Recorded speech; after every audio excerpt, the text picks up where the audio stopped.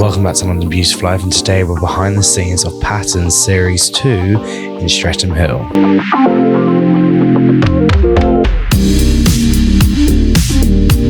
Are you excited about this whole project? How did you become a part of this project?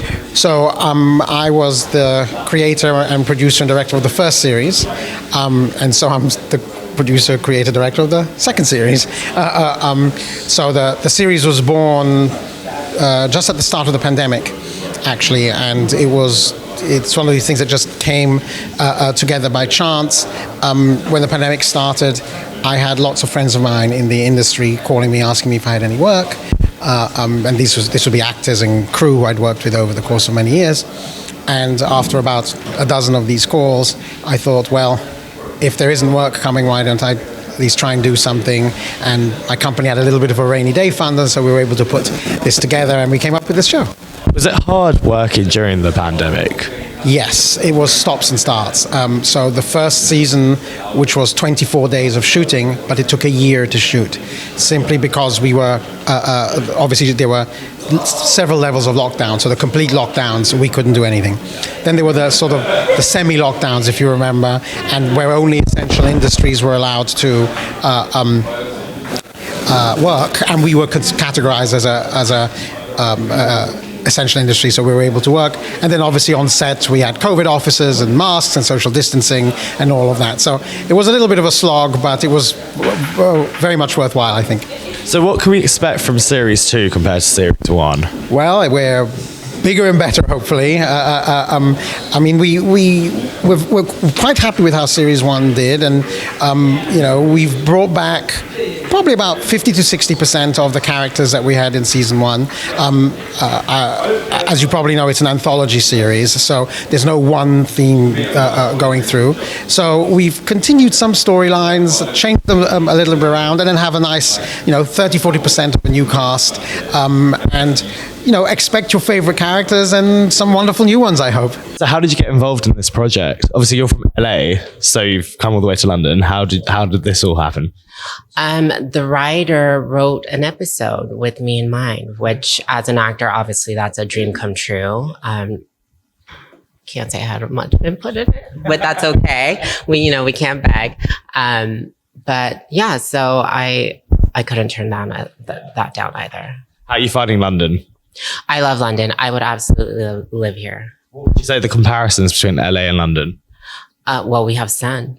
Although it's been sunny here lately.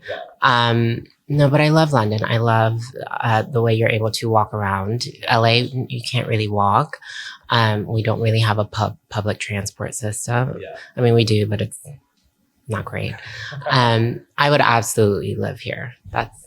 What would you say is the difference between working in LA as an actor and then working here? What is the sets the same, or are there different roles out there? The biggest difference is humor. I don't fully understand British humor, even though my episode is comedy and I'm, referencing British humor, but I literally had to ask everybody, what am I saying? What does this mean? For me, that's been the biggest difference, is just understanding, the humor here and the culture here and what you guys find funny. So how would you tell us more about your character? My character, her name is Maria Sainta Carmen, and she is the daughter of a very respected, famous actress, and I follow her footsteps, except I'm absolute garbage. I'm pretty terrible at what I do in terms of my acting. I then turn into a host of a cooking show, but I don't cook and can't cook. And yeah, she's holding on for dear life for any amount of fame and camera time that she can get. And she milks it. You'll see, she milks it. How's filming Series 2 been? It's been a great experience. It's really funny. Scripts, casts, everything has been a very different experience from season 1, but just as fun.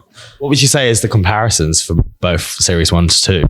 Well, season 1 we were doing a lot of experimentation, and things were kind of organically evolving as the season took shape. Whereas I think season 2 there was a lot more planning ahead of time about the way things would go, and how the storylines all intertwine. So, how would you sum up your character?